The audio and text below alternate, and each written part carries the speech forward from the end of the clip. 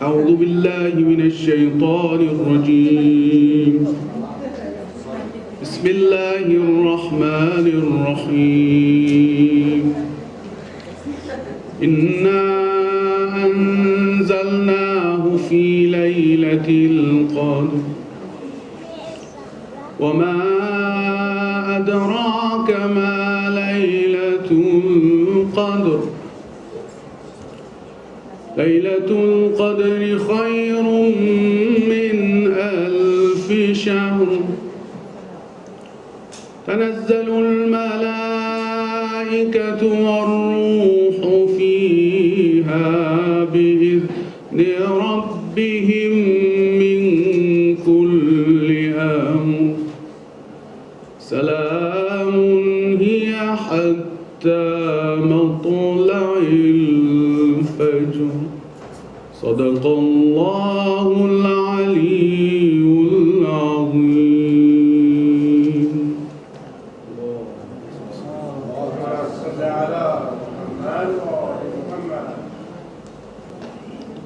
أعوذ بالله من الشيطان الرجيم بسم الله الرحمن الرحيم الحمد لله رب العالمين بارئ الخلاق أجمعين باعث الأنبياء والمرسلين مالك يوم الدين يوم لا ريب فيه ثم الصلاة والسلام على المجد الأتم سيد ولد آدم حبيب قلوبنا وطبيب نفوسنا وشفيع ذنوبنا أبي القاسم المصطفى محمد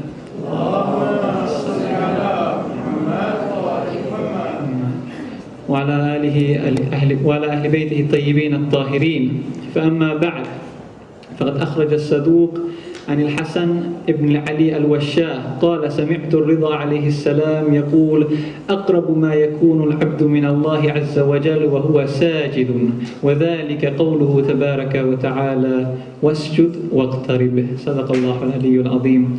Assalamu alaikum, brothers and sisters. First of all, congratulations to everyone on this auspicious occasion of the birth of Imam Rida alayhi salam. And I feel very honored that I'm invited here to talk to you, inshallah, today about a topic that I'm sure it's been advertised already, about the sacredness of the Quran. And it's very nice to see a community here in a small community, in a small town like Edinburgh. It reminds me of my own community in Finland. We're also a very small city and a small community. And it gives me a very warm feeling to be here amongst you. And I'd like to thank you for having me over. Anyways, let me translate the hadith that I read in the beginning here in Arabic, which Shaykh Saduq narrates in his Umin Akhbar al-Rida, which is also available in English if anyone's interested. It's a very nice book that has a lot of traditions from Imam Rida alayhi salam, where he explains some of the very beautiful aspects of the secrets in religion. Like, for example, why does adhan start with Allahu Akbar? Why does, for example, prayer is like this? Why do we do wudu like this? All these kind of things, and many other things.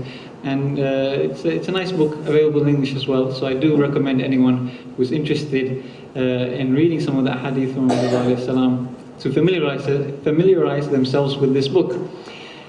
Anyways, in the hadith, Imam Rida alayhi salam, he says that أقرب ما يكون العبد من الله عز وجل وهو ساجد, that a servant of Allah is the closest to his Lord, is the closest to God when he is in prostration, when he is doing sajda.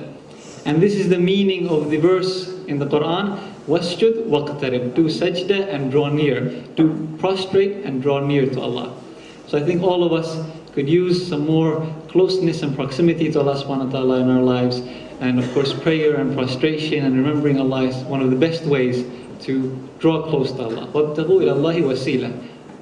Take to Allah a means to Allah. And of course, one of those best means is prayer, as salat, and of course, recitation of the Quran. And recitation of the Quran is, thank you very much, is what we'll, not recitation of the Quran, but the Quran is what we will be talking about today, inshaAllah. In the time that I have been allotted, I think 45 minutes. I'll try to stick to that allotted time and not go over. And I think afterwards we're going to have questions and answers as well. So there'll be some more time. Maybe if I didn't get to finish everything and there was no questions, we can finish what was left out. of the lecture. Okay, so as promised, the topic is about the sacredness of the Quran and how in modern day society, what place is there for a sacred book? So if we say the Quran is a sacred book, in modern day society, in a secular society, where such concepts as sacredness are seemingly negated, is there a place for something such as a sacred book, a religious text, something that is holy? Well, first of all, let's start by defining sacredness. And from this very definition of the word sacredness, we can understand already what the relationship that a believer has to the book of God and what a non-believer has to the concept of sacredness. The Oxford Dictionary defines sacredness in many different ways. I'll be quoting 5 of those definitions here, briefly, and we can sort of look at those and ponder what we can understand from them. First of all, it says that sacred is something that is connected with God or a god, or dedicated to a religious purpose, and so deserving veneration. This is very important. This is the most important out of these definitions, and it's good to keep that in mind. So it is something that is connected with God. And we said that you have to draw close to God. We said, وَاسْجُدْ وَاقْتَرِبْ, do sajda and get closer to Allah. Well, of course, something that is sacred is something that is close to God. It is connected to God. And it's of course dedicated to a religious purpose. It has something to do with religion, and it deserves veneration. Something that is sacred, it deserves the respect of a person who views it as sacred. They respect it, they revere it, they want to sort of place it above themselves and place themselves below that. And of course this is because it has the proximity to God, it is connected to God. Of course, a servant is always below the master. We are the servants of Allah, we are the slaves of Allah, and He is above us. So we automatically place Him above us. We are down, He is up. Of course not physically speaking, but spiritually and sort of metaphorically speaking. Secondly, it defines it as something that is religious rather than secular. So again, we were saying that we want to understand how in a secular society, I mean we say we're living in a Western secular society, what sacredness, what role it has. So immediately we can see that sacred is the opposite of secular. So something that is religious rather than secular. So from this very definition right away we can see that there seems to be some sort of problem of having something sacred while being a secular person. Thirdly, it says that it is a text embodying the laws or doctrines of a religion. Now this is very, very good actually for the Quran. So we say the Quran is a sacred book. Well, we can say that the Quran is a text embodying the laws or doctrines of a religion. Of course, not just laws, not just doctrines, but other things as well, but includes those things as well. Okay, fourthly, regarded with great respect and reverence by a particular religion, group, or individual. Well, that goes without saying, as we already mentioned that. When something is sacred, it is revered by a group. But also this indicates that what might be sacred to one group is not necessarily sacred to another group. So we might view the Quran as sacred.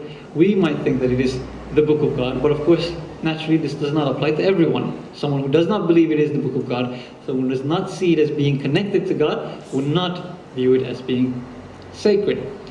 Fifth and final, regarded, and this is important, I think, regarded as too valuable to be interfered with.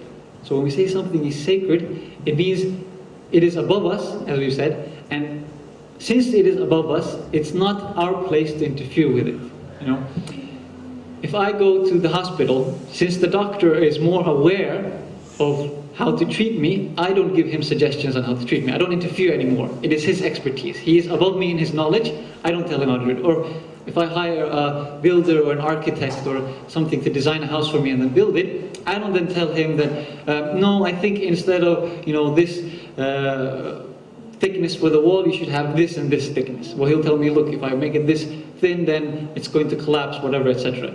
You don't interfere with his job. You let him do his job so it gets done properly.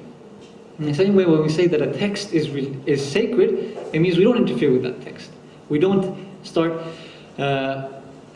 interpolating our own sort of ideas into the text. We don't start introducing our own preconceptions into that text. We take the text as it is, we accept what it is saying, and then we try to understand, okay, what can we learn from it? Instead of the other way around. Just like when we go to the doctor, we try to understand what is the doctor telling me to do, instead of the other way around. Okay, so looking at these 5 definitions, short definitions, we can see easily why the Muslims view the Quran as sacred. All of these definitions will easily be applied to the Quran. In fact, the Quran is on a very high level of sacredness for Muslims. Of course, all religions view their holy books as being sacred, but to various degrees and various sort of levels. And for Muslims, the Quran has a very special place as a sacred text. And that's because we believe that it is word for word the sort of speech of God. And very few other religions claim this. In fact, the Quran is a book that refers to itself as the word of God. It is what they say self-referential. It refers to itself as being the book of God. And no other holy book really does this. For example, if you read the Bible, it will never say that this is the Bible, revealed from God, etc. It will never say something like that, because it doesn't have that claim to be sort of the very word of God in that sense. It's something that was later on claimed for it, not by the people who actually wrote it. So the Quran refers to itself, and we can in fact learn a lot from the Quran itself. So the Quran, even though it might sound like circular reasoning, the Quran is a great way of us to learn about the Quran itself as well. So for example, in Surah Waqi'ah, Allah says, إِنَّهُ لَقُرْآنٌ كَرِيمٌ فِي كِتَابٍ مَكْنُونٍ لَا يَمَسُّهُ إِلَّا الْمُطَهَّرُونَ. It says, certainly it is a noble Quran. Again, the station of the Quran is there. It is noble, it is high. فِي كِتَابٍ مَكْنُونٍ, it is hidden. We don't want to go into the concept of Kitab Maknoon, but it is sort of in a hidden book, not to be touched except by those who are purified. So, of course, this has a metaphorical sense that the meaning of the Quran can only be reached by those who have a pure heart, and we'll discuss that a bit as well, that how the purification of the heart helps us to understand the Quran, but also we understand the very basic reverence that a Muslim has to the Quran. When the Quran is placed in front of the Muslim, he will not touch it unless he has the wudu, unless he has purified himself in the ritual sort of ablution. He will kiss the Quran, he will put it on his head, he won't put it on the floor, he won't sort of disrespect it, because it is sacred, because it has that high station. He will want to show that reverence to it. He will want to make the wudu first and then pick it up. When he wants to recite it, he sits respectfully, he reads in the most beautiful way he can read it, trying to recite it in a nice voice, so on and so forth. All of these, of course, we're all familiar with as Muslims, the way that we revere the Quran. And these are very important, of course, and it's very important also to instill that in our youth as well, to teach them that respect of the Quran. And it might seem sometimes like, okay, if I'm really strict, if I tell them, no, you have to do wudu and you have to sit properly when you're reading, etc., I'm putting off my child from reading the Quran. I'd rather, they lie down and read the Quran just like that and relax. I'd rather have them reading than go through all these rituals. But we should always keep up those things. There's a reason why these sort of rules are there, because that respect should be there. The Quran is not like some other book.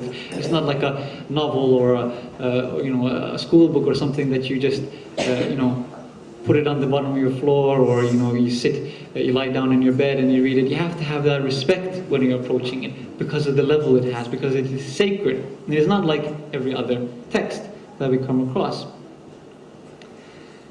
Okay.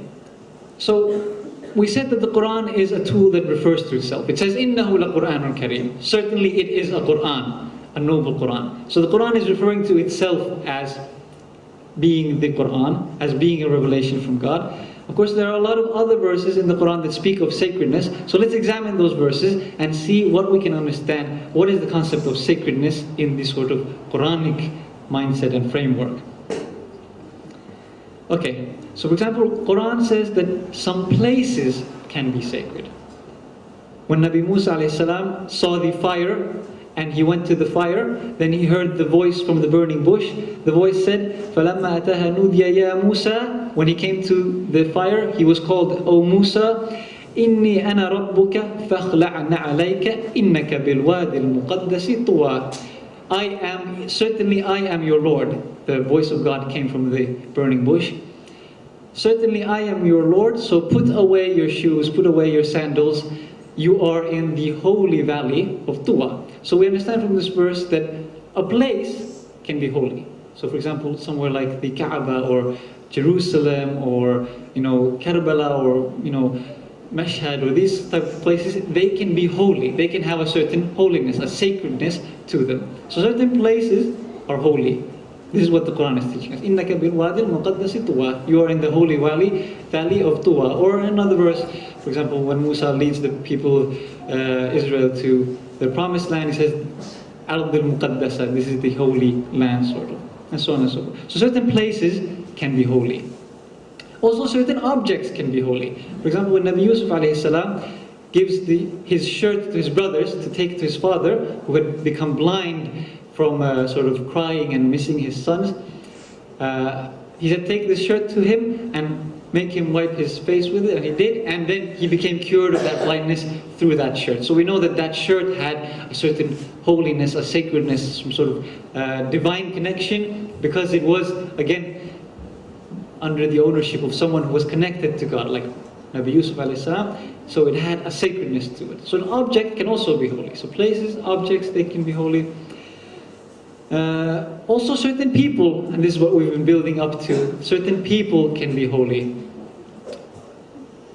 For example, in the Quran there are many verses that speak of, let's say, وَذْكُرْ فِي الْكِتَابِ so and so. Mention in the book, mention in the Quran. Again, it's referring to itself, fil kitab, meaning the Quran. Mention in the book so and so. وَذْكُرْ فِي الْكِتَابِ إِدْرِيسَ إِنَّهُ كَانَ صِدِّيقًا نَبِيًّا وَذْكُرْ فِي الْكِتَابِ مَرْيَمَ إِذِ انْتَبَذَتْ مِنْ أَهْلِهَا مَكَانًا شَرْقِيًّا. Mention in the book Idris. Mention in the book Maryam. And the example of Idris is actually very good, because the Quran tells us almost nothing about Nabi Idris alayhi salam. It tells us, that doesn't tell us who he was, when he lived, what did he do, what did he say, none of these things. It just says, mention his name. Because of his holy status, because of his sort of piety, because of his proximity to God, Allah wants his name to be mentioned in the Quran as an honor, because he's a sacred personality. So, of course, we understand the places, objects, and people can be sacred. And this is something that's good to keep in mind as we go on to our lecture and we start to say, okay, in a secular society, can we have places, can we have objects, can we have people that are sacred, that are, as Oxford Dictionary defined it, regarded as too valuable to be interfered with? Are there things like that? Is there space for things like that in a secular society? So it's good to keep these things in the back of your mind as we go through this. Yeah, so of course, as we said, all these things are sacred because of their proximity to Allah. Because Allah subhanahu wa ta'ala, He is the Quddus. He is the most holy of the holies. Yeah? Huwa Allahu alladhi la ilaha illa hu malikul Quddus. He is Allah, there is no God except Him, the King, the Quddus. Quddus is the sort of Arabic word for the emphasis for something that is very holy. So muqaddas, we say something is muqaddas, meaning it is sacred and holy.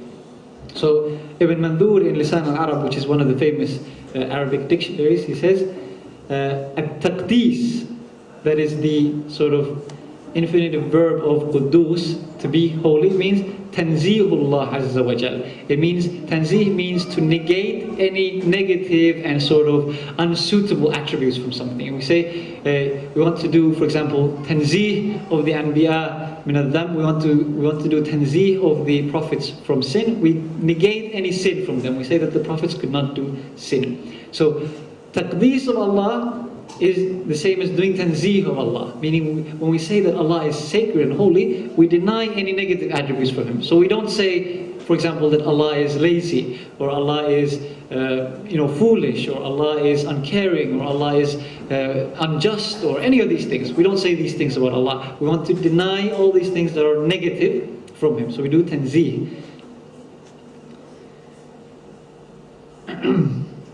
And this is important as we want to go into the concept of sacredness, to keep in mind as well.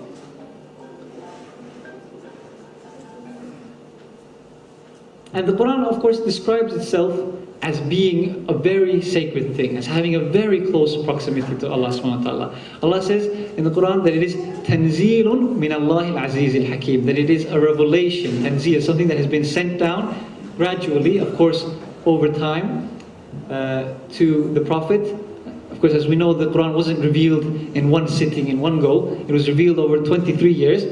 So Allah says in the Quran, وَقَالَ الَّذِينَ كَفَرُوا لولا نزل عليه القرآن جملة واحدة كذلك لنثبت به فؤادك ورتلناه ترتيلا. So those who disbelieve, they said, why isn't the Quran, if it's actually from Allah, if it's actually from God, why wasn't it revealed immediately? Why doesn't he have access to the whole book?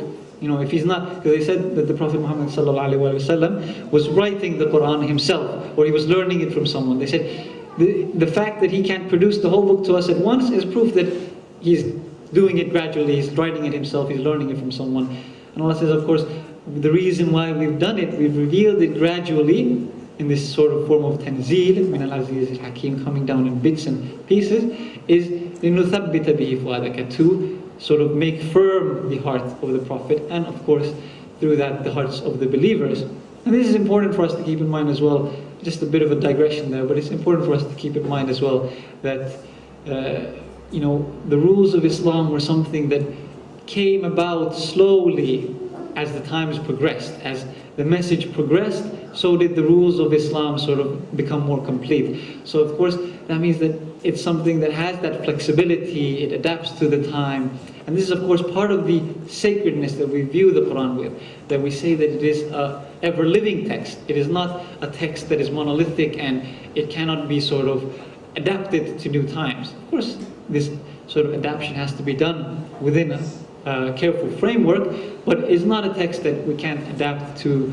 the needs of society. You know, if we're living in new circumstances, we can sort of interpret the text to see how we can sort of make use of it and make benefit of it in our current situation. But this doesn't mean, of course, that some have unfortunately done is to twist the text to fit what they seem to be necessary. But that's not, that's a different discussion. Maybe in the question and answer we can discuss that. I don't want to go into that now. Okay, so the Quran, as we said, it is a revealed text from Allah. Tanzilul Kitabi min Allahil Aziz al-Hakim. It refers to itself as a book. And of course, the very primary reason of a book to exist is to be read, isn't it? There is no purpose of having a book if we don't read it. And the very word Quran comes from recitation, qara'a. Yeah? وَقُرْآنُ الْفَجْرِ إِنَّ قُرْآنَ الْفَجْرِ كَانَ مَشْهُودًا. And remember the Quran of the Fajr, meaning the Fajr prayers. Certainly the Quran of the Fajr is witnessed. So Quran means recitation, something that is recited. That means, of course, it means that this is a book that needs to be constantly recited. It needs to be constantly kept alive in every household, in every person's heart. They need to be constantly sort of reciting this Quran. Of course, one of the best ways of this is to do hifd of the Quran, to remember the Quran, to learn the Quran by heart, so then you can always be a memory. You know, you're walking down the street, go do shopping or go to school or whatever, or work, you can, you know, recite the Quran and keep it alive in your heart. That's one of the beauties. And of course, the Quran has made itself very easy to be remembered. وَلَقَدْ يَسَّرْنَا الْقُرْآنَ لِلذِّكْرِ فَهَلْ مِن مُدَّكِرِ. You know, we have made the Quran very easy to be remembered. You know, وَلَقَدْ يَسَّرْنَا الْقُرْآنَ. It's something that's a very easy text actually picked up and remembered and be kept in your heart.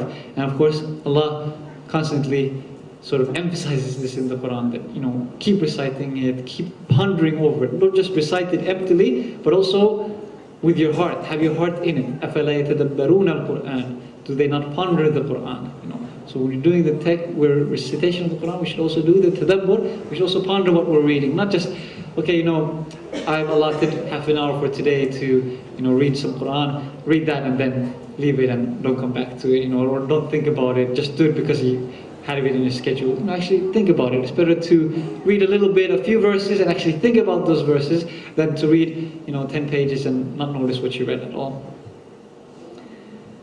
And of course, learning Arabic is again something that's very important. From personal experience, I'm not an Arab, and reading the Quran when I was younger was often quite, you know, it was quite a taxing thing, because the English does not compare to the Arabic, and it can be difficult to follow sometimes, etc. But once I started learning Arabic, even with half a year of studying Arabic, I started when I started reading the Quran, I really realized the beauty and the incomparability of the Arabic text with any translation that is out there. And I did read quite a few translations when I was younger, trying to find some nice ones. So again, those are some things that I recommend to everyone to try to take up. Okay, well, these are not sort of our discussion here. Anyways, going back to the Quran and how it tells us about itself. Another way in which the Quran tells us about itself, it teaches us that it is sacred in the way that it does not contradict itself. أَفَلَا يَتَدَبَّرُونَ الْقُرْآنَ وَلَوْ كَانَ مِنْ عِنْدِ غَيْرِ اللَّهِ لَوَجَدُوا فِيهِ اخْتِلَافًا كَثِيرًا. Do they not ponder the Quran? If it had been from anyone except Allah, they would have found much sort of contradictions in it, a lot of paradoxes in it. They would have found a lot of contradictions in the book if it was not from Allah. So here, first of all, the Quran is affirming that it is from Allah, that it is the sacred text because it has come down from Allah, and that we should ponder it, as I already mentioned, but also that it does not contradict itself. Yeah? So we said earlier that something we don't interfere with because we believe that it is divine. There's no problems with it, there's no contradictions in it, there's no need for us to sort of solve any problems that are in the text because it doesn't have any problems. It's just merely there for us to understand it, to do tadabbur of it, to try to understand the text. So there is no contradiction in it. So this is part of the sacredness. But of course, someone who doesn't view the Quran as being sacred, who hasn't done that tadabbur, yeah. So in another verse Allah says, أَفَلَا يَتَدَبَّرُونَ الْقُرْآنَ أَمْ عَلَى قُلُوبٍ أَقْفَالُهَا. Do they not do tadabbur of the Quran, or are there locks upon their hearts? This is a very difficult verse to translate because the أَقْفَالُهَا means that those locks belong to those hearts. And that's a whole discussion actually about why hearts become locked and why do they get those locks, etc. and so on and so forth. But for us for now to understand that there are some people whose hearts have a disease, فِي قُلُوبِهِمْ مَرَضٌ. They have a disease in their heart. They cannot do the tadabbur of the Quran. They can't sort of appreciate the beauty and the sacredness and the sort of divinity of the Quran. So they find a lot of ikhtilaf in it. They find a lot of sort of contradictions in it. A good example of this is a very famous Orientalist, Jared R. Puin. Probably haven't heard his name, but amongst academics he's very famous. And I have a short quote from him, and you can appreciate here the difference of mentality between someone who doesn't view the Quran as sacred and of course what we view the Quran as. He says, my idea is that the Quran is a kind of cocktail of texts that were not all understood even at the time of Muhammad. Many of them may even be 100 years older than Islam itself. Even within the Islamic traditions, there is a huge body of contradictory information, including a significant Christian substrate. One can derive a whole Islamic anti-history from them if one wants.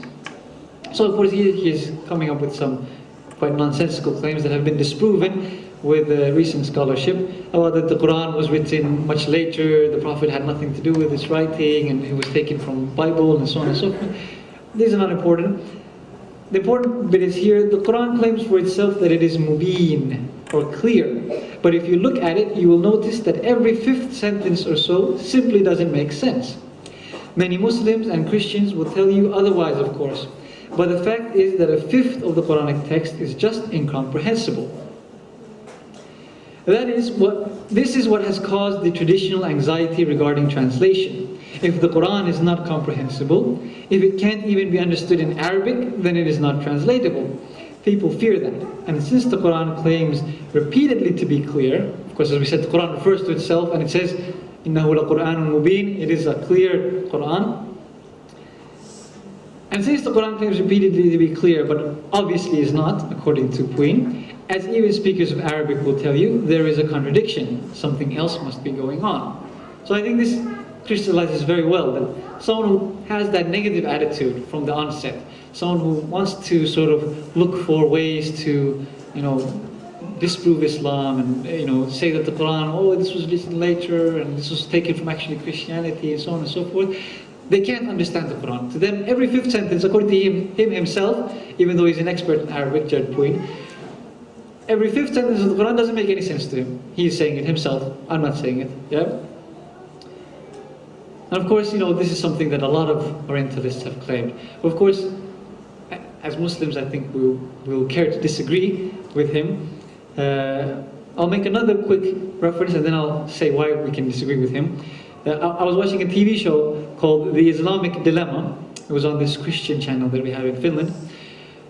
And there was two sort of it was an American program, but it was being shown on a Finnish channel. And there were these two sort of Christian polemicists. I can't sort of pronounce the word right now.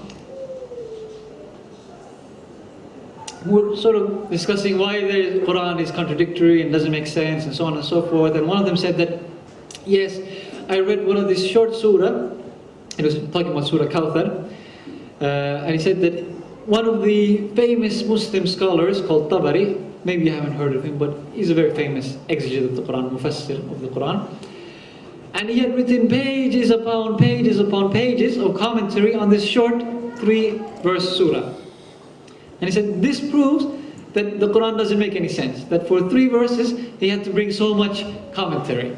And of course, it shows the opposite mentality. We would say, of course, oh, mashallah, this is the depth of meaning in the Quran, that from 3 verses you can derive so much knowledge, so much information, so much discussion, so much can be learned from just 3 verses. But of course, since they have the disease in their hearts, fi qulubihim marad, they see it completely the opposite way around. They say, no, this proves that it doesn't make any sense. Of course, to us, we say that no, this is simply you don't appreciate the beauty of the Quran. You don't appreciate the depth of meaning. It's similar to when I was in high school and our teacher had us read a poem by a very famous, I think he was a Scots poet, T.S. Eliot. You may correct me if I'm wrong. I think he's Scottish. Very famous poet anyways. And he had a poem called The Wasteland, which is a very famous sort of poem. Very sort of, that's a poem. It's about a page long. But literally, whole PhD theses have been written discussing this poem and the depth of meaning in it and so on and so forth. And when we first read it as a class, we were like, well, this doesn't really make any sense. It's talking about this and something's talking about that. And if you ever have a chance to take a look at The Wasteland, and you'll probably realize what I'm saying, especially to a high school kid. It's like, oh, this doesn't make any sense. But then actually, we spent I think 5-6 sessions just going through that poem. And then you started appreciating, wow, okay, there's a lot of depth of meaning, it's actually very beautiful, there's a lot of things that we didn't catch when we first read it. So the Quran is the same way. Of course, it's a book that is meant to be read by all, accessible to all, Muslims of different levels. But of course, it has to be accessible also to those or it has to have something to offer for those who are sort of more deeper thinkers, those who really want to go deep into it, and has that. Of course, it is endless in its wealth of knowledge that it has. And this is, of course, something that I think most of us can attest to. We might sometimes read the Quran. It happened to me, definitely. I've read the Quran, I've read some surah, and I've thought, well, I don't understand. The beginning is talking about something, the middle is talking about something else, and the end is talking about something different. But then I've sat down and I've read the tafsir, and I've, sort of gone through some different commentaries of it, and then I realized, oh, okay, now it makes sense. Wow, it's actually really beautiful how they're connected to each other, and these things that didn't seem connected in a very subtle way are brought together in a very beautiful way. Yeah. So of course, the purity of the heart is something that needs to be there. Whenever we want to understand the Quran, whenever we want to approach the Quran, we need to have that purity of the heart. You need to come with a pure niyyah. We need to come with a sort of, when you say purity, it means to take out anything that is unclean. If you want to purify, for example, this cup, we empty it and we wash it. So first you have to empty it, then you wash it. So we have to empty our hearts. We have to empty it from any preconceptions, that we might have. And this is an important point, because we're talking about now how secularism, and we're living in a secular society, and of course, none of us can escape. Anyone who's lived for any length of time in Western society can escape the ideas that come in from the Western society. All of us have been affected by these ideas that come in through secular society, that, for example, that I'll talk about later, the idea of individualism. All of us have been affected, moral relativity, to one degree or another, by these ideas. And it's important that when we come to the Quran, we try to empty all these ideas. We take them all away. We take these preconceptions that we have, that this should be like this and this should be like that, and really be self-critical. Reflect on yourself and think, okay, I think, for example, so-and-so, what am I basing it on? Am I basing it on what Allah has told me, or am I basing it on myself? And this is very important. So you purify it. Yeah? We said someone who has a disease in their heart, فِي قُلُوبِهِمْ مَرَضٌ فَزَادَهُمُ اللَّهُ مَرَضًا. Someone has a disease in their heart, Allah increases that disease. If you sort of don't let go of that, you don't try to purify that disease, it just keeps getting worse and worse.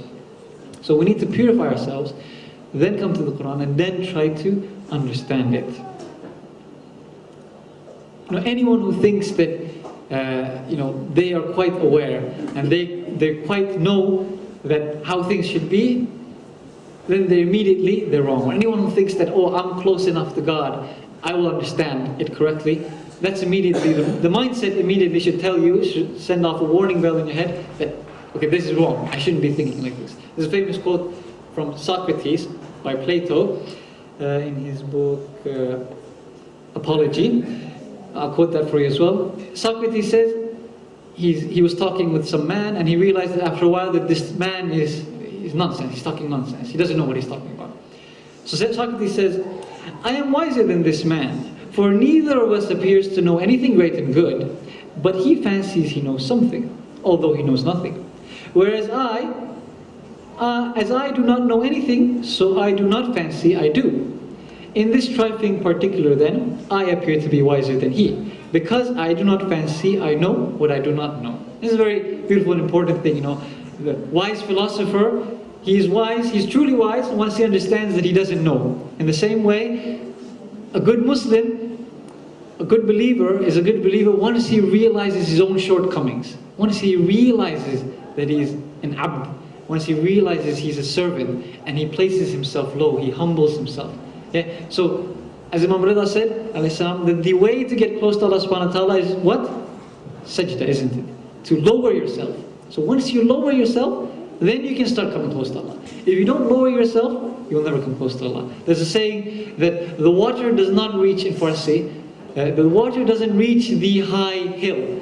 So if you want to start a garden, if you put it on a high hill, you're going to have problems with watering it, because the river is not going to reach up there. So you have to bring it low. If you want to be fruitful, you have to bring yourself low. You have to humble. If you want to get closer to Allah subhanahu wa ta'ala, you have to humble yourself. Then you can start approaching Him. If you think that, okay, I'm very good, I'm very close to Allah, you're obviously not, because you wouldn't be thinking like that. There's a very beautiful hadith from one of the Imams, I don't remember which now, I'll paraphrase it, that he was asked that, why do you do istighfar? Are you not sinless? That why do you ask Allah for forgiveness so much? The Imams were known for spending hours and hours of doing istighfar and asking Allah to forgive them. And then one of the followers says, we don't see you sinning anything. You're such a good person. Why do you do so much istighfar? And he said, the key reason for us doing this istighfar is the verse in the Quran, Ya ayyuhalladhina amanu ittaqullaha haqqa tuqatih. O you who believe, have taqwa towards Allah, have consciousness, however we want to translate taqwa, have fear of Allah, the way that He deserves to be feared, the way that He deserves to have taqwa. And of course, who can do this? The wise mu'min, the wise believer, he realizes that he can never have the fear towards Allah that Allah deserves to be feared with. He always realizes his own shortcoming, that whatever he does, it's not enough. He goes even lower. He humbles himself even more. Yeah? So we see this beautifully, how the Imam is sort of saying that because of this verse, we're always doing this istighfar, subhanAllah, yeah? And of course, Allah, in another verse then says that, okay, this is what you should aspire to, ittaqullah haqqa tuqatih, fear Allah as He deserves to be feared, or have taqwa as Allah deserves to be had taqwa towards. But in another verse, He says that, okay, of course you can't do that, so He says, وَاتَّقُوا mastata'tum, have taqwa towards Allah however much you can, Of course, that's what's required from us. Of course, لَا يُكَلِّفُ اللَّهُ نَفْسًا إِلَّا وُسْعَهَا. Allah does not ask from any soul more than they can bear. So of course, we have to have taqwa as much as we can. And of course, that capacity for taqwa is something that increases the more you lower yourself, the more you humble yourself, the more taqwa, the capacity for taqwa that you have will increase, inshallah. Okay, we're running low on time, so we'll move on to the concept of secular society. Now, before I can explain why it is that secular society does not accept these things that we as Muslims are sacred, we have to understand, how did we come about into this secular society? Because this is very important, because the secular society was reached via a negation of everything that was sacred. it is the complete opposite. That's why the Oxford Dictionary says that sacredness is the opposite of secularity. Because the concept of secular society was reached by discrediting everything that was religious.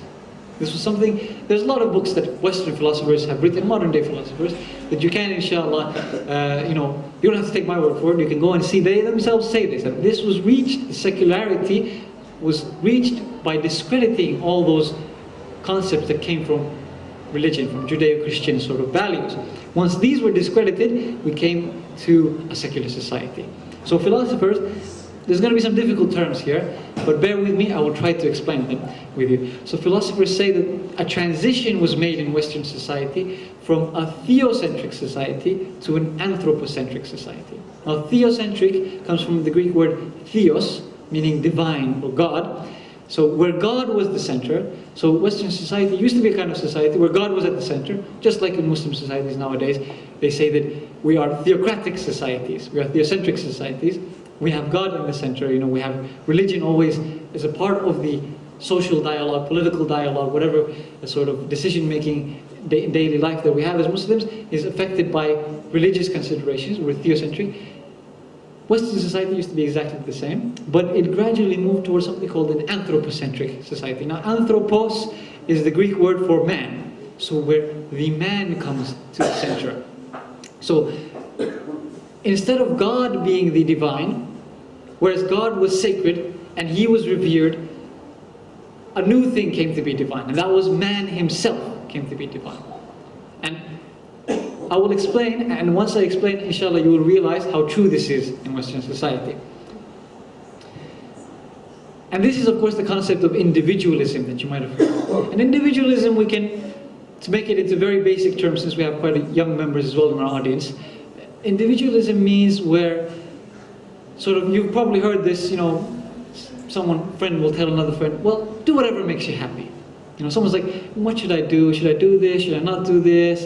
I don't know, should I have kids? I don't really think I'm ready for having kids. He says, well, you should do whatever makes you happy. Isn't it? You probably heard this, That's what's important. You do whatever makes you happy. Because you're the individual. You're the center of everything. What makes you happy is what's important. There is no God in the consideration. There's no society at large in consideration. What makes you happy, you have to do that. Because you're responsible for only yourself, and you're the only one who can make yourself happy. So you have to go for it, And they say, I'm quoting from a book by, in case you're interested in reading more about this, Charles Taylor, he's a Western philosopher, Ethics of Authenticity, where he tries to defend the concept of individualism. He first criticizes the way that it is in modern society. He says that it could be better, and he tries to defend that better form of it. But in fact, he doesn't really succeed. He's very good at criticizing individualism and pointing out the flaws in it, not so good at defending it afterwards. And what's telling is that his book was originally called Malaise of Modernity. So malaise means sort of the sickness, the sort of disease of modernity. So one of the diseases, one of the problems of modern society he saw was individualism. And he says that and I quote him, modern freedom was won by breaking loose from older moral horizons. So old morality was seen as an iron cage, a sort of a restricting thing. Once people started moving away from believing in God, so then they said, okay, why can't I, for example, have intimate relationships outside of marriage? What's the reason for me not doing so? There's no reason. The Bible, someone who's religious might tell them, well, God says so. He says, well, I don't believe in God. What's the reason for me not to do it? I enjoy it. What's the problem? And we hear this, of course, with a lot of things. For example, relationships between people of the same gender. Most often people who defend it will say, well, they're not hurting anyone. Let them have their fun. Who are you to say that they can't do these things? Because they don't accept the idea that morality is based on something else than just whatever you enjoy. So it's based on that enjoyment. So you have to break free from these older moral horizons. And a very famous, again, Western philosopher, you probably heard his name, Friedrich Nietzsche.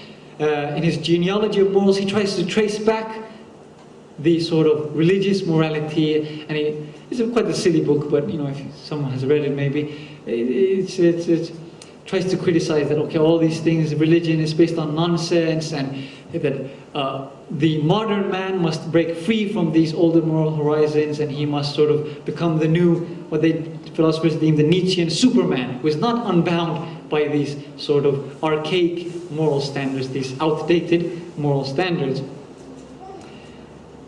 So this has been described as the sort of the new generation, the me generation. And philosophers talk about the me generation. The generation is all about me. I have to make myself happy. And this is, I don't need to tell you, most of you have lived here in the West.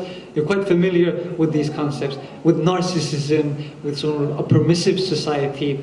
And of course, this is one of the biggest sort of achievements, or let's say outcomes of this sort of anthropocentric society, that individual freedom. And I think once we think about it, this concept of individual freedom is in fact the most sacred thing that there is in Western society. You cannot question in Western society individual freedoms. If a politician comes out and says, for example, something against same-gender relationships, and it's happened, they get fired. For example, a few years ago, a Europarliamentarian, he came and said that I think this is wrong, and he was fired from his job because he's questioning the most sacred thing in Western society, individual freedom. You cannot question these things. So we see that there is an inherent paradox in Western society. Even though the sort of morality, the new morality, was sought to be achieved by breaking free from the old moral horizons, by building a new man who was not fettered by these sort of old moral ideas of what's sacred, that there's a God, he's sacred and he has to be revered, and that's why we have to live our lives in a certain way. He said, no, this is all nonsense. We need to live for ourselves, for the individual. So he sort of broke free from all those things, but instead he replaced it with a new God, with a new sacred thing, which was individual freedom. And this is beautifully captured in the Quran, where Allah says, أَفَرَأَيْتَ مَنِ اتَّخَذَ إِلَهَهُ هَوَاهُ. Have you not seen who takes his desires as his God? Yeah? He takes his own desires, his own narcissism as his God. That becomes the most sacred thing to him. Enjoying yourself, being free to do whatever makes you happy, this has become the most sacred thing in Western society. And this isn't, ironically, it's not something new. They think it's something new, but in fact, 1,400 years ago, Quran was criticizing people with these very same concepts. So these ideas were around. They think they've come up with something new, but in fact, they've just regressed to what people were before religion came and sort of, what we say, civilized people. So, أَفَرَأَيْتَ مَنِ اتَّخَذَ إِلَهَهُ هَوَاهُ وَأَضَلَّهُ اللَّهُ عَلَىٰ عِلْمٍ. And Allah has made him go astray, according to knowledge. وَخَتَمَ عَلَىٰ سَمْعِهِ وَقَلْبِهِ. And he has placed a seal upon his ears and his heart. So as we said, these people who take themselves to be the ilah, where they take their desires to be their God, where they take, self-fulfillment to be that highest objective in life, Allah seals their hearts. As we said, these are the kind of people that they can't do tadabbur of the Quran. So if they have this concept that, of individualism and these things, so that's why I was saying that, we have to be careful when we read the Quran, that we don't come with these preconceptions, We have to think very carefully. If I'm thinking in a certain way, what am I basing it on? It might be that if we keep that idea up, Allah will place a seal on our hearts and our ears. وَجَعَلَ عَلَى بَصَرِهِ غِشَاوَةً. And He's put a curtain upon his eyes. فَمَنْ يَهْدِهِ مِنْ بَعْدِ اللَّهِ أَفَلَا تَذَكَّرُونَ. Who will guide him after Allah? So of course, all the guidance comes from Allah. So as we said, humbling oneself, lowering oneself, this will allow for the guidance to come from God.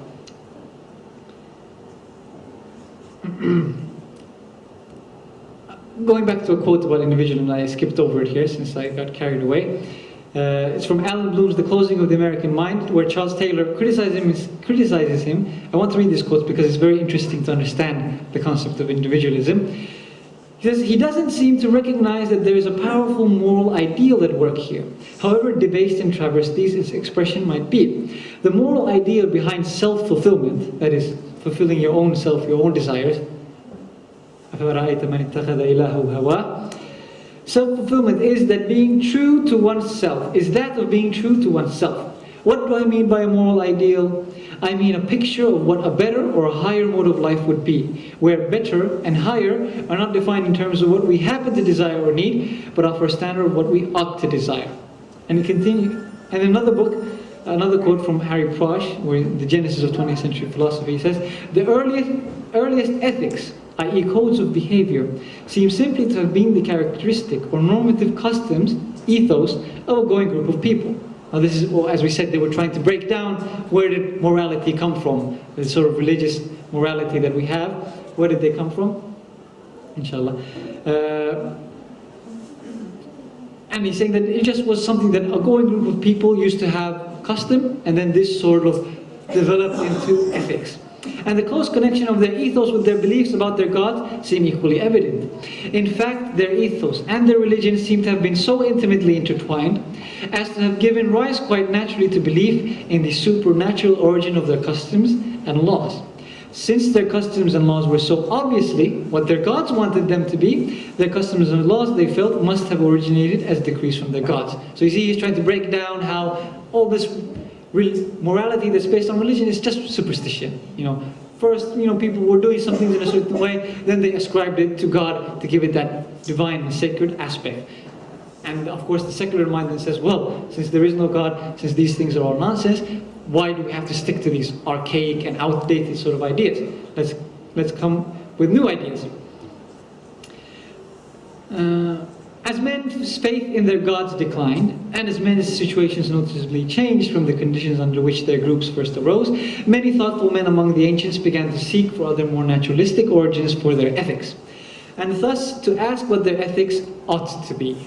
So not anymore that, okay, let's go look at a certain text, let's go look at what is sacred and try to derive our ethics from that. No, we ourselves build our own ethics. We ourselves are the source of our ethics. And that's, of course, individualism in a nutshell. I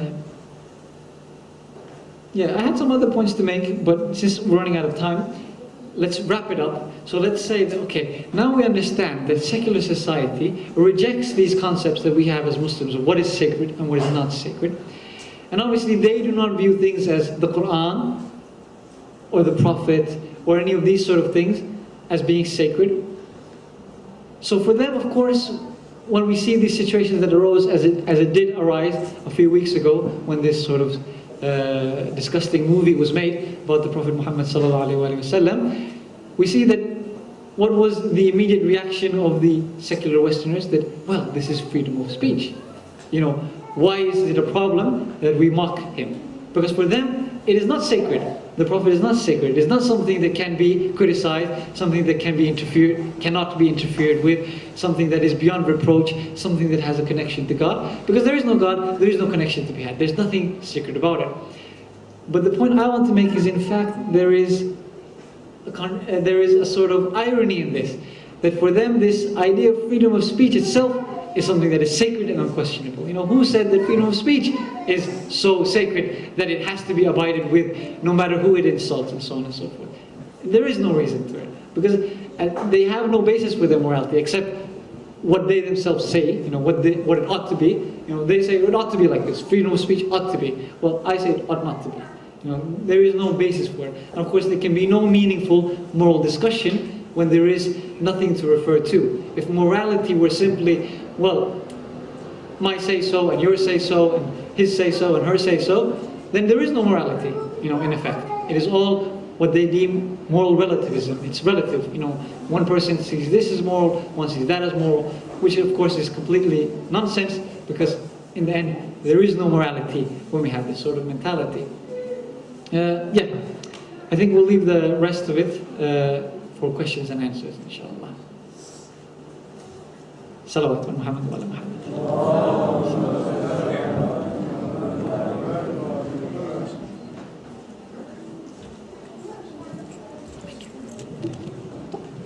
Thank you, Shaykh Abbas, for a very enlightening lecture. So this part of the programme will invite question and answers. Some people are just going to go up and down the aisles with bits of paper and pens if you'd like to write down your questions there. We'll also take questions from the floor, so if anybody has any questions, if they'd just like to raise their hand, we can ask Shaykh Abbas and hopefully gain some... Brother Abbas, okay, Brother Abbas. Does anybody have any questions from the floor then? Yes, sister. Quick question. When you look at translations of the Quran, it's very confusing reading, you know. It's trying to understand what is correct. Exactly, being said. I've looked at, not for a specific example, but I've looked at translation, then not to trying to ensure it is what I think is correct. I read another.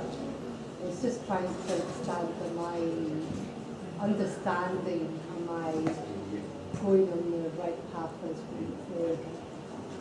Okay, so the question is, with so many different translations of the Quran and so many different meanings in those translations, how do we best come to the best translation, if you like? Well, I mean, of course, we have to keep in mind that translation is always an interpretation. We cannot translate something without interpreting it. And you know, now that I know a bit of Arabic and I've looked at a lot of different translations, I've noticed often that one translator will interpret a verse in a different way and has to adopt that interpretation in the translation, because you cannot always, languages are very organic things, and with one word might have very many different meanings and connotations and denotations and so on and so forth in one language. So we have to always keep in mind that any translation is always an interpretation. So we shouldn't,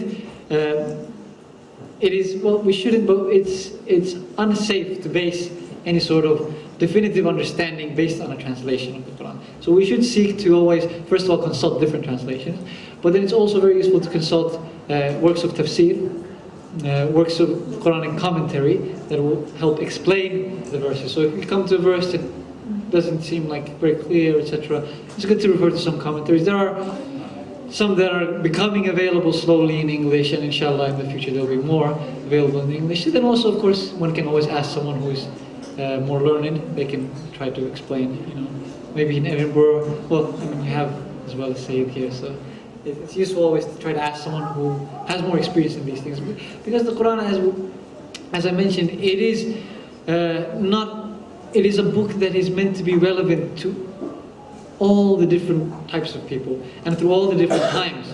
So in that way, it can sometimes have a lot of openness to interpretation, and it can be understood in very many different ways.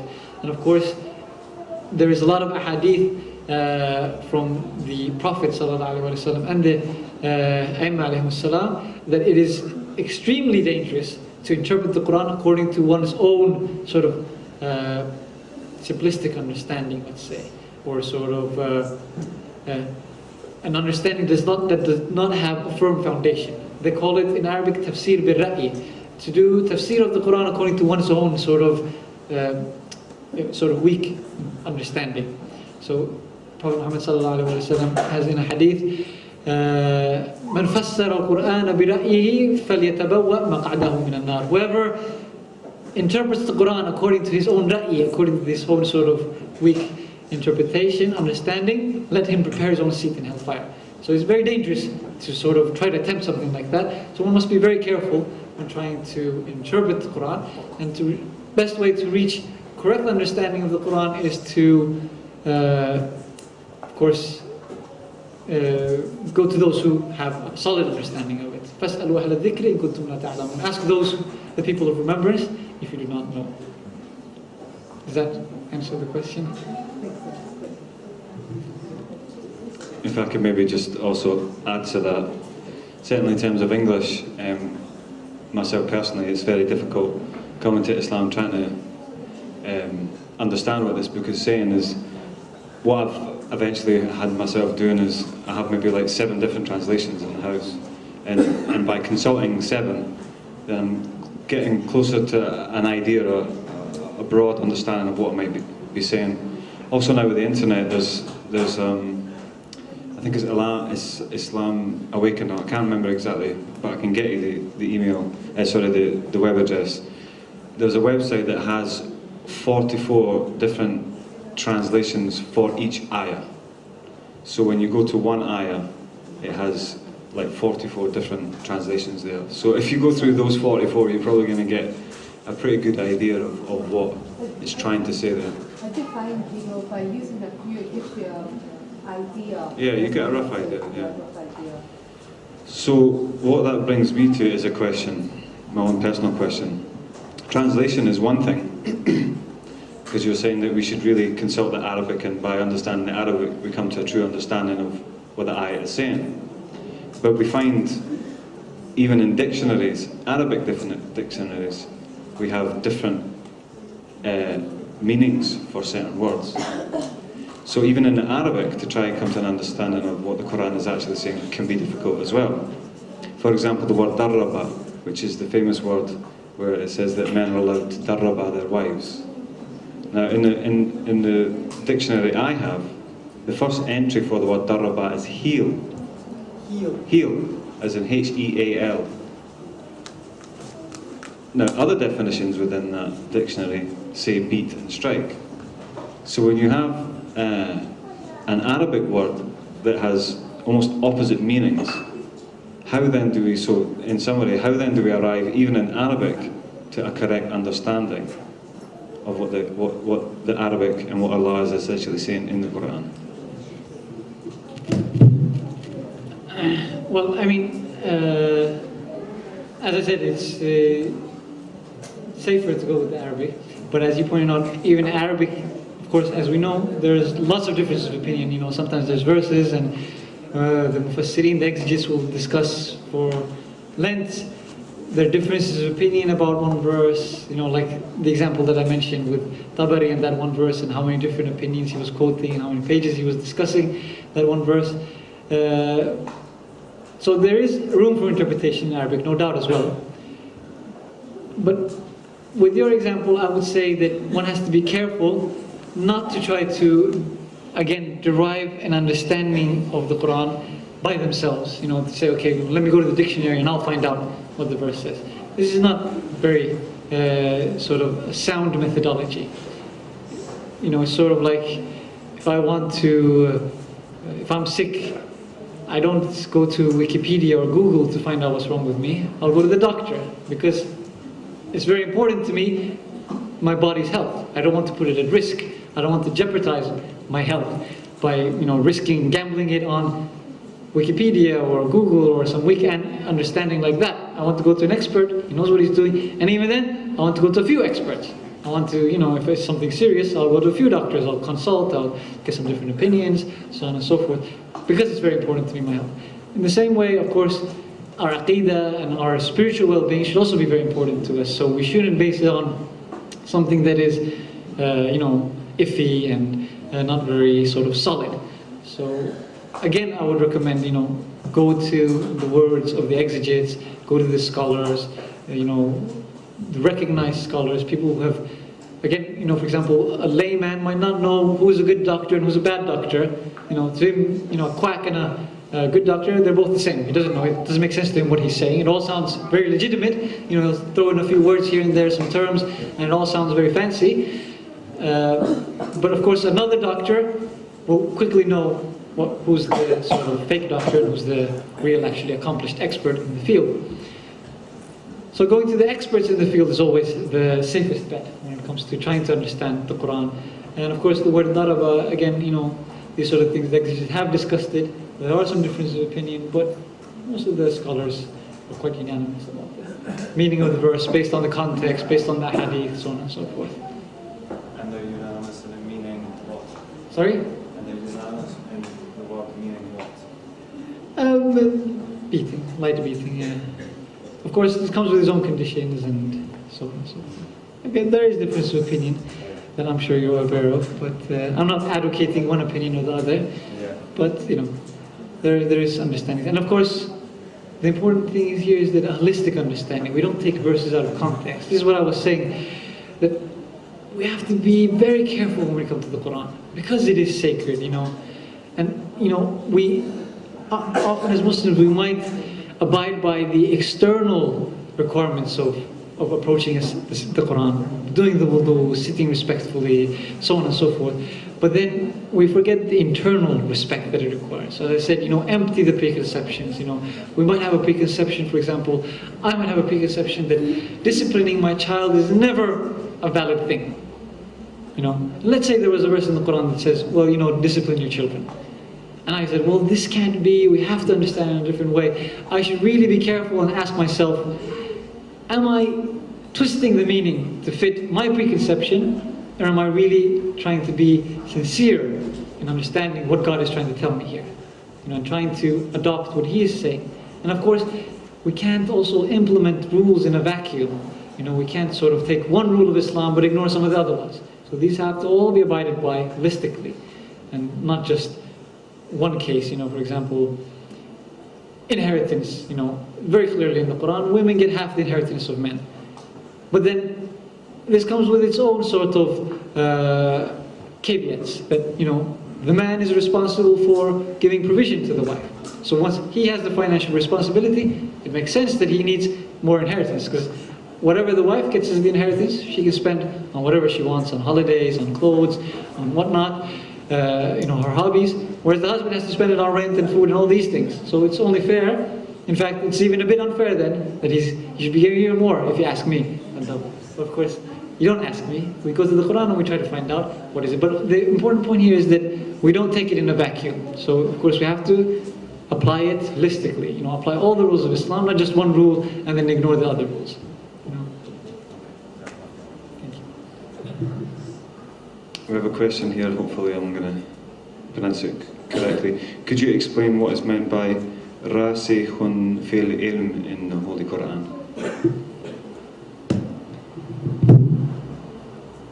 Yeah, and it's in Surah Araf, I think, third verse, isn't it? It doesn't say that. Anyways, Rasikhuna fil ilm is, there's a difference of opinion amongst Sunni and Shia Muslims on where to stop in that verse. So the verse says, وَمَا يَعْلَمُ, it's talking about the ta'wil of the Quran, that it is a Quran فيه آيات محكمات وأخر متشابهات. There are some clear verses in the Quran and there are some ambiguous verses in the Quran. It says that the clear verses, هُنَّ أُمُّ الْكِتَابِ, they are the heart of the book, they are the core of the book. And whereas فَأَمَّا الَّذِينَ فِي قُلُوبِهِمْ زَيْغٌ فَيَتَّبِعُونَ مَا تَشَابَهَ مِنْهُ. And this is very nicely related to our discussion as well. And there are some people who have a perversity in their heart. They have a sort of, azayg means it's not quite straight, it's crooked. Yeah? They have a crookedness in their heart. فَيَتَّبِعُونَ مَا تَشَابَهَ مِنْهُ. They follow that which is mutashabih from the Quran, which is ambiguous. This is perfect for our discussion, that there are some people that have this disease in their heart. There are some verses that are not clear. It's open to interpretation. It's ambiguous. They try to interpret that ambiguous verse to fit their own sort of perverted understanding. So they follow those verses which are sort of ambiguous in their meaning. But then Allah says that this is the correct way of doing things. Those who are truly rooted in knowledge, فَأَمَّا الرَّاسِخُونَ فِي الْعِلْمِ فَيَقُولُونَ آمَنَّا.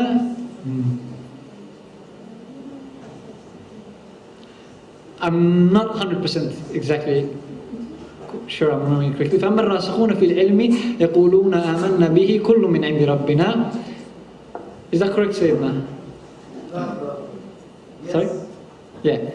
So, it is وَمَا يَعْلَمُ تَأْوِيلَهُ إِلَّا اللَّهِ فَمَا الَّذِينَ فِي قُلُوبِهِمْ زَيْغٌ فَيَتَّبِعُونَ مَا تَشَابَهَ مِنْهُ ابْتِغَاءَ الْفِتْنَةِ وَابْتِغَاءَ تَأْوِيلِهِ. Those who have a crookedness in their heart, they seek to sort of interpret it in a crooked way, and they seek the ta'wil of the verses. They seek to get sort of the deep understanding of the verses. Ta'wil is a long discussion about what ta'wil is, and there's differences of opinion among scholars what ta'wil means, but it is an interpretation that they usually say is an esoteric interpretation, a Gnostic interpretation, the batin, the sort of interpretation that is opposite to the zahir, to the apparent meaning. So it's something that is not immediately apparent. So they try to get him, for example in this verse, daraba, I'm not saying this is a ta'wil, but just as an example here, daraba can mean to beat, and it can mean something else. For example, to strike out, to separate, to leave. So someone said that it means to separate. Again, I'm not siding with one interpretation or the other. We could just as an example say that, for example, okay, let's say the apparent meaning of daraba is to beat, whereas the unapparent meaning of it is to separate. So, we could argue, I'm not arguing it again, that it is those who have perversity in the hearts, they're going after this ta'wil. They're saying that, okay, daraba here means something different. It doesn't mean what it's apparently meaning. It's meaning something different. And they don't base it on anything, yeah? That's the meaning that it's perversity in the hearts. So فَأَمَّا الَّذِينَ فِي قُلُوبِهِمْ زَيْغٌ فَيَتَّبِعُونَ مَا تَشَابَهَ مِنْهُ ابْتِغَاءَ الْفِتْنَةِ وَابْتِغَاءَ تَأْوِيلِهِ. I forgot to translate that. Seeking also fitna, seeking to create discord amongst Muslims, seeking to create sort of disagreement amongst Muslims, and seeking the ta'wil of it. فأما الراسخون في العلم يقول وما يعلم تأويله إلا الله والراسخون في العلم. And the ta'wil of this verse, of these verses, is not known except by Allah and those who are deeply rooted in knowledge. Of course, as I said, there's a difference among Shia and Sunni. So the Sunni brothers, they actually stop there. They say وما يعلم تأويله إلا الله. They say that nobody knows the ta'wil of these verses except Allah. Of course, whereas we say, no, you continue, you read it all together. وَمَا يَعْلَمُ تَأْوِيلَهُ إِلَّا اللَّهُ وَالرَّاسِخُونَ فِي الْعِلْمِ. That only Allah and those who are deeply rooted in knowledge know the ta'wil. And we say, of course, who is the رَاسِخُونَ فِي الْعِلْمِ? The A'immah alayhimus salam. To answer the question in a very long, roundabout way. Do we have any questions from the floor? If you just stick your hand up. No? Okay.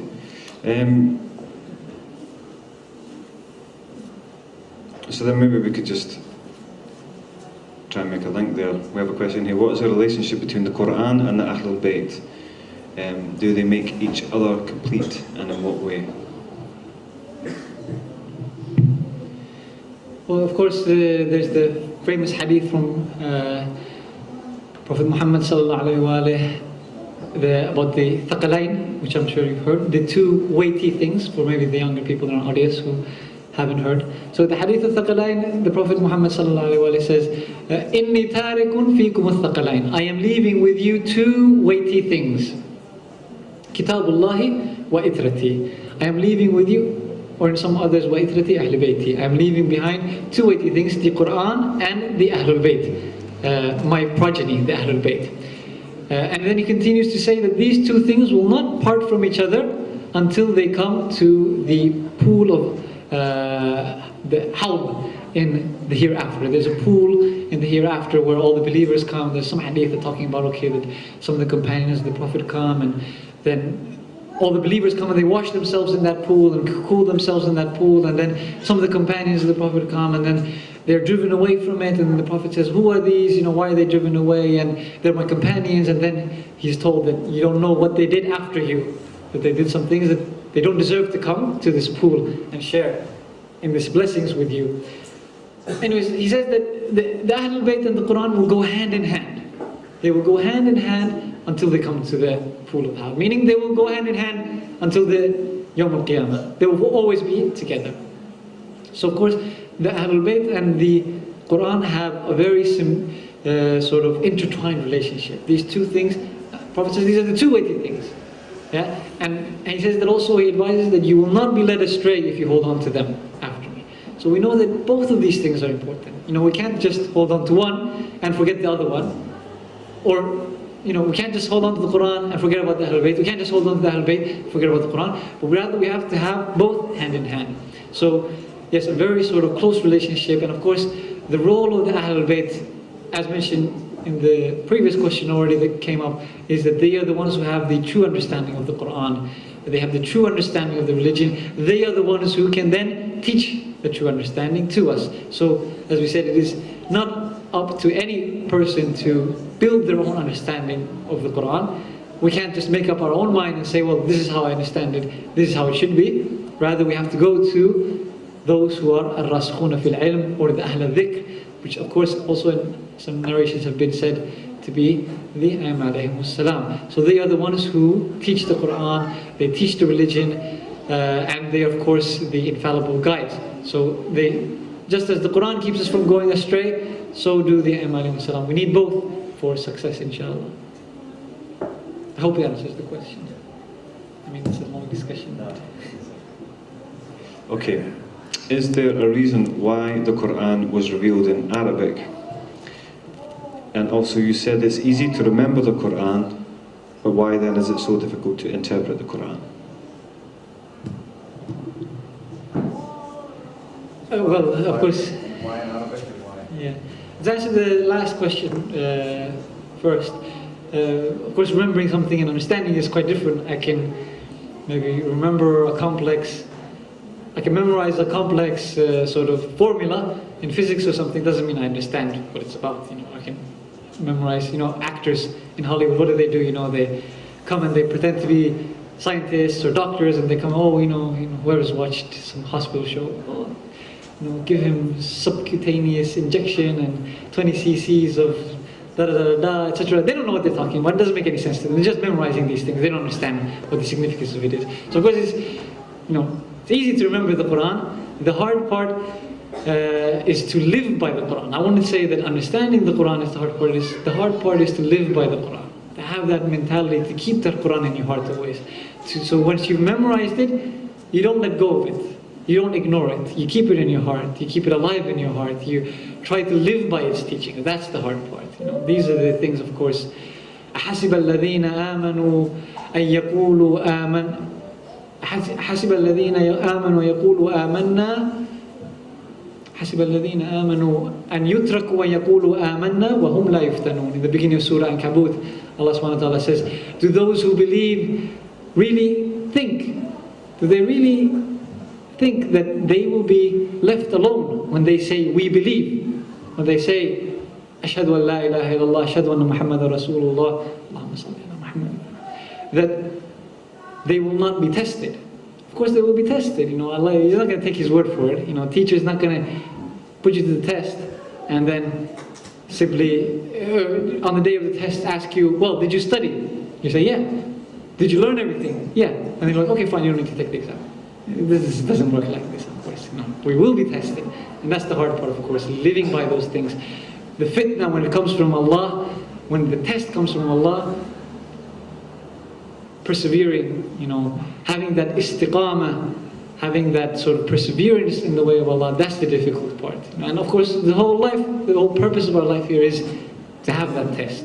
الَّذِي خَلَقَ الْمَوْتَ وَالْحَيَاةَ لِيَبْلُوَكُمْ أَيُّكُمْ أَحْسَنُ عَمَلًا. Allah subhanahu wa ta'ala says, He has created life and death. I mean, He's created everything. The whole purpose of creation is لِيَبْلُوَكُمْ أَيُّكُمْ أَحْسَنُ عَمَلًا, to test which one of you is the best in deeds. Yeah? This is the whole purpose of life. I forgot now the first part of the question. Oh, why is the Quran revealed in Arabic? Well, I mean, this is sort of a philosophical question, maybe. You can say that Arabic, personally, I think Arabic is a very accurate language, and also it is a very rich language. You know, Arabic dictionary has over 2 million words in its vocabulary, so it's a very huge richness, and is also grammatically. Some linguists have said that in fact Arabic does not resemble other languages because it's too perfect.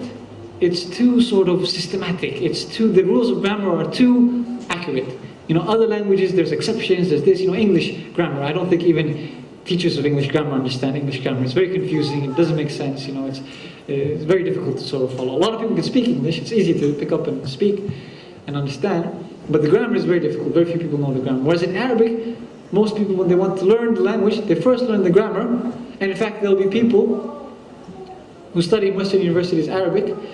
They can read Arabic perfectly, they'll understand Arabic perfectly, but they've never spoken a word of Arabic in their life. They can't even speak it because they know the grammar so well, it makes sense to them, it's very easy, they can read, they can understand it, but then actually speaking it is very difficult. So it's a language that's very sort of organized, and of course, and it's a very beautiful language as well, I think, in the sense of the intonations. When you're reading the Quran, it's a language that has what they call in the ilm al-tajweed, in the science of recitation, they call it isti'la and istifal, taking high and taking low. It's a language that is sort of melodious, you know, it goes up and it goes down, it goes up and it goes down, which is why it sounds harsh when it's being spoken, you know, to non-Arabs. When we hear Arabs speaking, it sounds to us like they're fighting or they're angry or something, because it's harsh, it goes up and down a lot, like German or something. But then when it comes to reciting the Quran, it actually becomes very beautiful because it has that natural melody. Of course there can be other reasons, I don't know.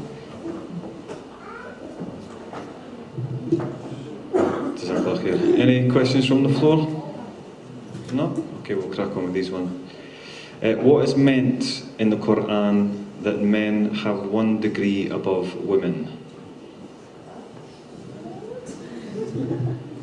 Yes, the verse in Surah Nisa, وَلِلرِّجَالِ عَلَيْهِنَّ دَرَجَةً. And the men have a degree over the women. And of course, from the context, it's quite clear what the Mufassirs say. The context is talking about divorce, and it says that men have a degree above the women. And we know, of course, the fact that this is the fact that men have the right to divorce, whereas the women don't have that. So this is the daraja, this is the degree that the ayah is speaking of. Others, Mufassirs say something like, وَلِلرِّجَالِ عَلَيْهِنَّ دَرَجَةً.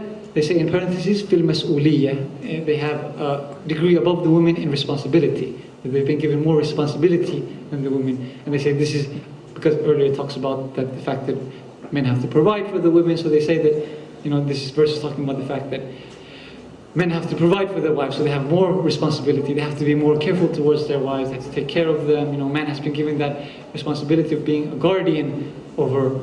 Al-rijalu qawwamuna ala nisa, in another verse. The men are the protectors of the women, so they have the responsibility of protecting the sort of women. And of course, this is something that's, I think, quite common in all cultures. The idea of chivalry and being a gentleman and looking after the women and sort of women and kids first, and so on and so forth. These are concepts that are universal to human society, and it's always been around. Of course, some Westerners and some people with the zayg in their hearts, with the disease in their hearts, they've tried to interpret this and say, oh look, the Quran is saying that men are better than women, it's misogynist religion and so on and so forth. But this is nonsense. Looking at the verse in a context, we quite easily realize what it's talking about. I think that's pretty sufficient for that. So what are the proven miracles of the Quran in terms of science? There's a whole other lecture. I think this is a topic for a whole other lecture, inshallah. Not even that, a lecture series, inshallah, for each of the miracles. Inshallah, you can invite some other speakers and they'll come and talk about these sort of things. I mean, there's a lot of things they say about so many things that are mentioned in the Quran. Personally, I'm not a fan of trying to fit Quran with the science. As I said, we shouldn't come to the Quran with preconceptions and say that, okay, science says this and this. Let's see if the Quran agrees or not, as a test to see if the Quran is true or not. Sometimes this is the mentality people come to it. They approach it. They say that, well, science has proven X, Y, and Z. Let's see if the Quran agrees. If the Quran agrees, I'll accept it. If it doesn't disagree, if it disagrees, then there must be a problem with the Quran. This is a very sick mentality. We shouldn't have this sort of idea. Rather, the Quran is not a book of science. We should have this idea.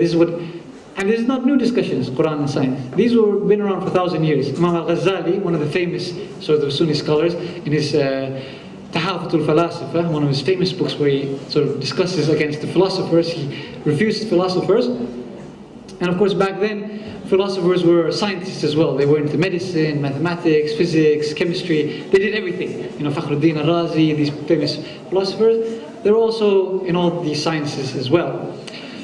And he was criticizing the philosophers, saying that why is it that you're always trying to prove how science and Quran go hand in hand, And of course, some of the arguments, if you go and pick up the Tahafutul Falasifa, it's also available in English, so you can. If you go pick up that book and you see the arguments that philosophers were making, or these scientists were making 1,000 years ago, about how science and Quran can be matched, you will see how silly their presuppositions were, because they had ideas that, for example, the stars revolve around the earth, or something like this, the earth was flat. I don't remember now what he was discussing. Or for example, that light, rays, the way that we see is because rays are emitted by the eyes, and not the other way around, that the eyes pick up the rays. Of course, we've disproven these things now. So who knows, in 100 years, we might have disproven all these things that we think are scientific fact. And this applies for anything else as well. There was a man who came to the Islamic College. He had worked with the UN on the Human Rights Commission. And he was talking about human rights and its compatibility with Islam. And I asked him a very simple question. I said, do you think that human rights has achieved perfection? Do you think we have achieved the sort of utmost standard in human rights, that there's no more room for discussion about these values, that is perfect? And of course he said no. Of course there's room for discussion, improvement, we can always make it better. I said, so then what's the need of this whole discussion about compatibility between Islam and human rights? If human rights isn't perfect, why do we need to make Islam compatible with human rights? You know, there's no need. Let's make human rights compatible with Islam. Why do we need to do it the other way around? You know, at least I have an argument for saying that Islam is perfect. You're even admitting yourself that it's not perfect. So this whole idea of, as I said, trying to make Islam compatible with other things, this is not something we should, this is not a road we should even go into, you know. Rather the other way around, let's try to bring Islam into our lives. Let's see what we can learn from Islam to apply into our lives. And again, as I said, it's not a book of science. It's a book of guidance. It's meant for the soul, for the heart, for the spirit, for ethics, for morality, for society, not to learn, you know, how does a fetus develop, or, you know, there's all these discussions that, you know, Quran is talking about how, you know, the ozone layer is mentioned in the Quran. You know, they say وَالسَّمَاءِ ذَاتِ الرَّجْعِ, the sky that returns, means it turns the UV rays back to the space. No, we don't need to go into these things. Just a couple of questions, just 2 more questions now left before we start wrapping up. Could you shed some light on the verses in the Quran that command the Muslims to kill the Jews and the Christians? I don't think there's any verse that talks about killing the Jews and the Christians. Probably read a bad translation on some polemicist website, or apologetic website. There is verses that talk about fighting, yeah, or killing as well. وَاقْتُلُوهُمْ حَيْثُ وَجَدْتُمُوهُمْ أَوَدْ مُشْرِكِينَ. Of course, these are again in context. You know, verses shouldn't be taken out of context. These verses were revealed in the context of war. When they're fighting you, it says, وَالْفِتْنَةُ أَكْبَرُ مِنَ الْقَتْلِ. It says, you might not like fighting, but it is worse to be oppressed than it is to fight. You know, so Islam is not a pacifist religion. It's not Buddhism or like some Christian sects that only pacifism. You know, Islam is a religion of justice, and you know, sometimes, unfortunately, we live in a world where there are people who oppress. There are people who sort of misuse their power over others. And in that case, Islam is not a religion that says, okay, be meek, be weak. The meek shall inherit the earth. You know, just turn the other cheek. This is not Islam. You know, Islam says, well, sometimes you have to fight, stand up for your rights. You have to fight for what's right.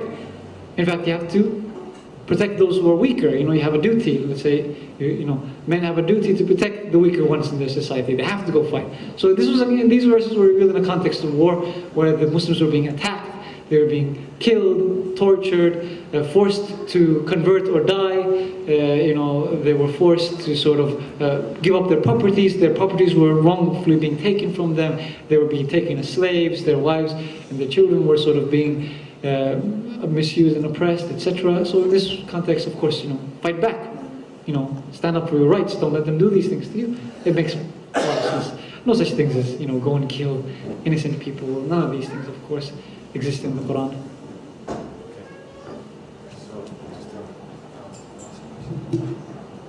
The last question is more, it seems like a point. So in conclusion, it seems that a secular society and the secularness of society and sacredness of the Quran are incompatible.